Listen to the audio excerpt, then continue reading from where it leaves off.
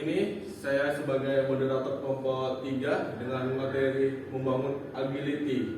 Sebelum itu saya berterima kasih kepada Bapak Heri Susanto, SS MHUM, selaku dosen Berita. Kali ini saya tidak ingin sendiri, saya ada beberapa kelompok atau teman. Yang pertama saya sendiri yaitu Dodi Kesdawan, yang kedua ada Ardi Maulana, yang ketiga ada Rifki Wahyudi, yang keempat ada David Almer, selanjutnya ada Zulfikar AR, yang selanjutnya ada Ade Arif Wijanto, yang ketujuh ada Hardiana Ferlita, yang terakhir ada Gusti Gita. Ini ada isi materi. Yang pertama ada change agility, yang kedua ada mental agility, yang ketiga ada people agility, yang terakhir ada kelinci dan kura-kura. Apa hubungan kelinci dan kura-kura dengan ketiga materi awal ini, yaitu change agility, mental agility, dan people agility? Oke, di sini ada sebuah kutipan, yaitu di dalam lautan ketidakpastian, kegesitan adalah kapal yang membawa kita melintasi badai kehidupan. Dengan layar ketangguhan dan kemudi kebijaksanaan, kita dapat menjelajah perairan tak terduga menuju tempat-tempat baru yang penuh potensi. Yang berarti di dalam kehidupan kita ini, kita harus memiliki sifat yang kegesitan dan ketangguhan dalam kehidupan, serta sifat kebijaksanaan, sehingga kita menuju ke kehidupan selanjutnya yang tidak terduga di masa yang datang. Pada materi pertama ada change agility. Change agility adalah kemampuan individu untuk beradaptasi dan merespon perubahan. Jadi itu change agility itu merupakan seseorang yang mampu beradaptasi dalam sesuatu perubahan dalam hal apapun. Contohnya dalam dunia kerja banyak sekali perubahan yang terjadi. Kayak misalnya kita disuruh bos kita untuk beradaptasi, belajar, walaupun bukan seperti job kita gitu. Jadi kayak kita harus belajar lah, mengembangkan diri dengan cepat. Jadi change agility itu sangat penting lah di kebutuhan hidup sehari-hari kita, tentunya dalam pekerjaan maupun lingkungan.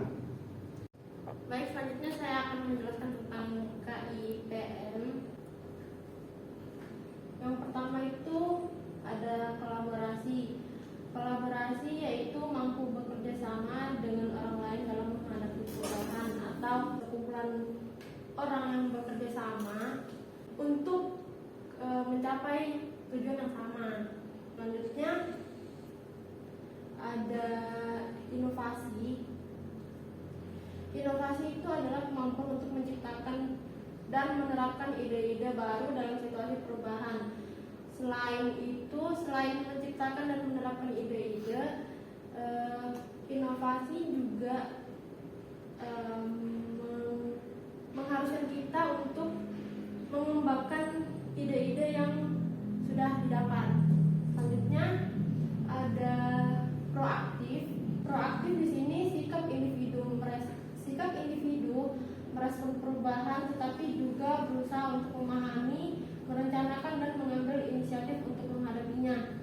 Nah, di sini orang yang proaktif itu diharuskan untuk bisa memahami dan merencanakan ide-ide yang kita dapatkan dari hasil kolaborasi tadi. Selanjutnya dengan kita sudah memproses istilahnya ide-ide tersebut, maka kita langsung bisa mengambil langkah untuk mengembangkan ide-ide tersebut. Selanjutnya ada merespon cepat. Di sini merespon cepat adalah kemampuan individu untuk mengambil tindakan dengan cepat dan efektif saat dihadapkan pada perubahan. Maksudnya itu kita sebagai individu itu diharuskan untuk bisa mengambil tindakan dengan cepat dan efektif, karena kalau saya ambil studi kasus dari dunia bisnis, kalau misalnya kita nggak bisa merespon suatu hal dengan cepat, itu bisa mengakibatkan kita kehilangan peluang dari mungkin pelanggan, kita bisa kehilangan pelanggan. Jadi di sini saya akan melanjutkan pembahasan tentang mental agility. Mental agility adalah fleksibilitas dalam merespon perubahan rencana atau strategis, serta kemampuan untuk tetap fokus dan efisien dalam menghadapi berbagai tekanan. Atau dalam bahasa atau arti lain, yaitu mental agility adalah kemampuan seseorang untuk dapat berpikir dengan cepat, fleksibilitas, dan efektif untuk menghadapi berbagai masalah atau tekanan. Contohnya itu udah kayak seorang mahasiswa yang memiliki mental agility yang baik akan dapat mudah menerima segala pembelajaran dari dosen.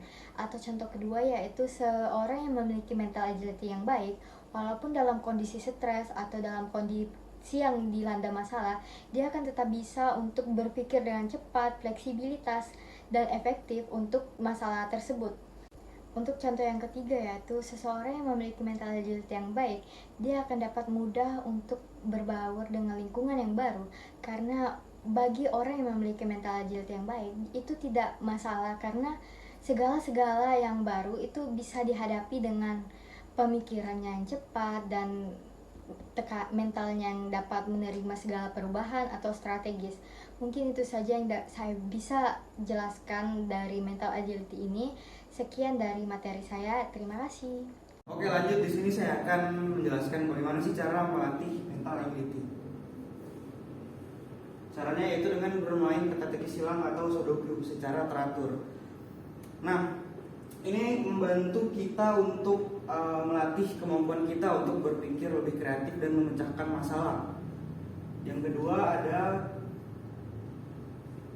mindfulness meditation. Mindfulness meditation ini latihan yang dapat mengatur pola pikir kita, mengatur emosi kita. Terus mindfulness meditation ini tuh melatih kita untuk berpikir secara tenang dan melatih kita untuk menahan pikiran-pikiran negatif. Yang ketiga di sini ada belajar dari orang lain. Nah, ini penting sekali. Mengapa penting sekali? Karena dengan kita belajar dari orang lain, kita dapat memperkaya pengetahuan kita bagaimana cara orang tersebut melatih mentalnya atau melatih mental agility-nya agar lebih baik. Yang terakhir yaitu mengelola waktu. Nah, latih diri Anda untuk mengelola waktu agar semua pekerjaan atau semua planning bisa tercapai satu persatu dengan sempurna. Oke, baik. Saya di sini menjelaskan tentang apa itu people agility. Jadi di sini ada 3 people agility yang harus terpenuhi buat kita nanti. Yang pertama tuh ada interaksi, komunikasi, sama adaptasi. 3 ini sangat penting. Yang pertama interaksi, dimana kita tuh wajib berinteraksi dimanapun, kapanpun, yang tujuannya untuk bisa mendapatkan informasi. Komunikasi, nah setelah interaksi tadi satu antar satu biasanya, nah komunikasi ini biasanya lingkupnya jauh lebih besar gitu, entah itu organisasi maupun suatu kelompok-kelompok yang lain. Yang terakhir ada adaptasi. Adaptasi ini sangat penting karena dalam kita berkomunikasi pasti banyak di dalam kelompok itu orang yang berbeda-beda, entah itu beda suku, beda agama, ataupun beda yang lainnya. Jadi perlunya kita adaptasi untuk mencegah kerukunan. Ya, sekian. Baik, selanjutnya di sini saya akan menjelaskan studi kasus dari video kelinci dan kura-kura.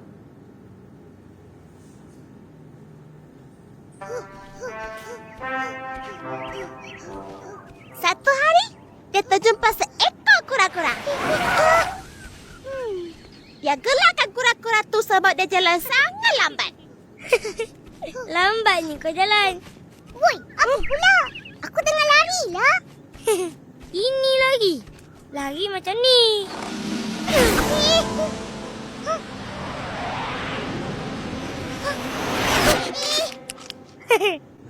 Baik, dari video tersebut kita sudah pada tahu semua ya. Dari video Pinipin, kelinci dan kura-kura ini. Jadi ada beberapa pelajaran yang bisa kita ambil. Mungkin dari studi kasus yang bisa kita ambil itu, jadi ada konsisten.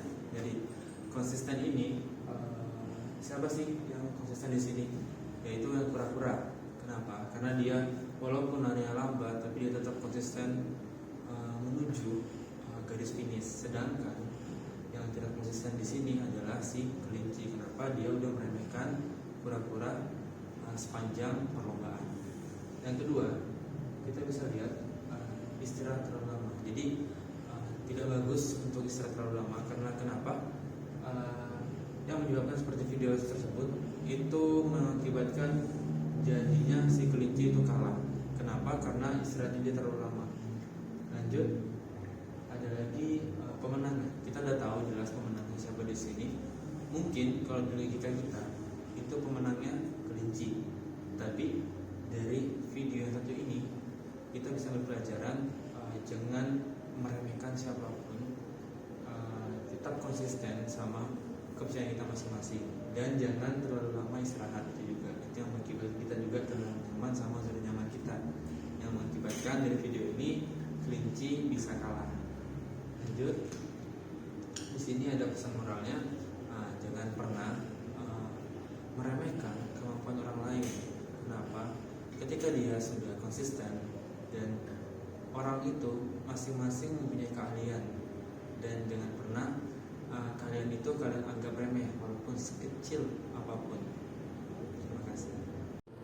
Jadi dapat disimpulkan, membangun agility adalah sebuah proses yang melibatkan pengembangan keterampilan dan sikap untuk menghadapi perubahan, berinteraksi secara efektif dengan orang lain, dan merespon tantangan dengan fleksibilitas.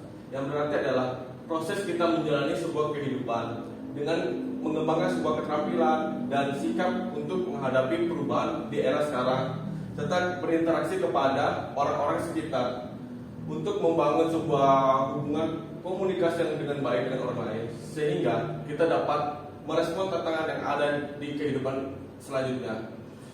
Sekian dari presentasi kelompok kami. Semoga presentasi apa yang kami sampaikan bermanfaat bagi teman-teman. Kurang lebih yang mohon dimaafkan. Wabillahi taufiq wal hidayah. Wassalamualaikum warahmatullahi wabarakatuh.